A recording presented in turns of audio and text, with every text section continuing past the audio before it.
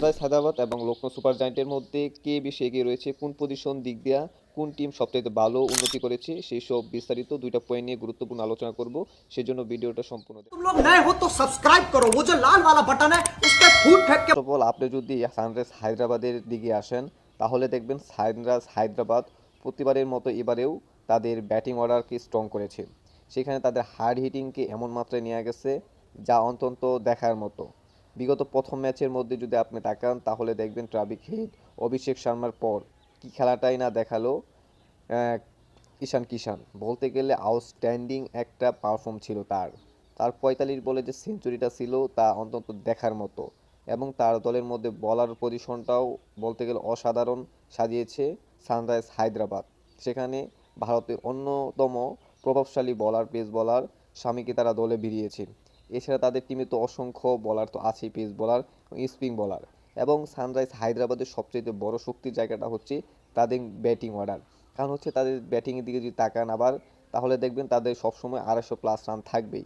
বিগত ম্যাচের মধ্যে তারা 243 রানের মতো একটা বিধ্বংসী রান করছে, যার ফলে প্রতিপক্ষকে পাহাড় পরিমাণ রান দিতে সক্ষম হয় তাদের ব্যাটাররা। আর ক্লাসেন তো অসাধারণ। এবং বলতে গেলে ভালো পারফর্মের মধ্যে আছে এই 4টা ব্যাটার। যদি লখনৌ সুপার জায়ান্টের দিকে তাকান তাহলে দেখবেন তাদের ব্যাটিং অর্ডারটাও কিন্তু এত বাজে নয়। কারণ হচ্ছে আইপিএল ইতিহাসের সর্বোচ্চ টাকা দিয়ে কেনা ঋষভ পান্তকে তারা দলে বেরিয়েছে। প্রথম ম্যাচের মধ্যে পারফর্ম করতে না পারলেও আশা করছি পরবর্তী ম্যাচের মধ্যে জ্বলে উঠবে। এছাড়া তাদের টিমের মধ্যে রয়েছে নিকোলাস পরান, ডেভিড মিলার, মিচেল মার্জ, এছাড়া শার্দিল ঠাকুর তাদের বোলিং পজিশনে রয়েছে। আর লখনৌ সুপার জায়ান্টের প্রতি বাংলাদেশের অন্যতম একটা আগ্রহ থাকবে। কারণ হচ্ছে গুঞ্জন শোনা যাচ্ছিল যে লখনৌ সুপার জায়ান্টের হয়ে তাসকিন আহমেদ খেলতে যাবে। কিন্তু এটা কতটুকু সত্য ইতিপূর্বে জানা গিয়েছে। তাসকিন আহমেদ যদি বা লখনৌ সুপার জায়ান্টের যদি বলার প্রয়োজন হয় তাহলে তাসকিন আহমেদকে তারা দলে বেরাতে পারে। সেই পজিশনে না যেয়ে গিয়ে আজকে আলোচনা করে তাদের বোলিং অ্যাটাক।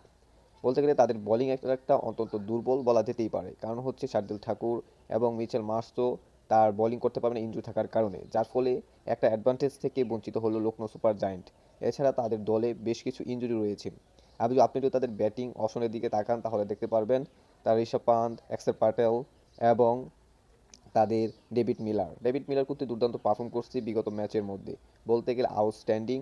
এবং তাদের ব্যাটাররা চাইবে যেন এই ম্যাচটা জয়লাভ করতে পারে সানরাইজ হায়দ্রাবাদের এগেনস্টে। বলতে যাই বলা যাক সানরাইজ হায়দ্রাবাদ এবং লখনৌ সুপার জায়ান্টের দুই দিক দিয়ে যদি তাকান তাহলে ব্যাটার কম্বাইন করতে পারবেন। কারণ হচ্ছে তাদের দুই ব্যাটার অসাধারণ, বা দুই টিমের ব্যাটারাই ভালো পারফর্ম করছে। এবং দেখা যাবে আজকেও কি সানরাইজ হায়দ্রাবাদ যদি প্রথম ব্যাট করে 200 কি প্লাস রান হবে কি হবে না, বা আপনি কোন টিম সাপোর্ট করতেছেন, লখনৌ সুপার জায়ান্ট নাকি সানরাইজ হায়দ্রাবাদ, অবশ্যই কমেন্ট বক্সে জানাই যাবেন।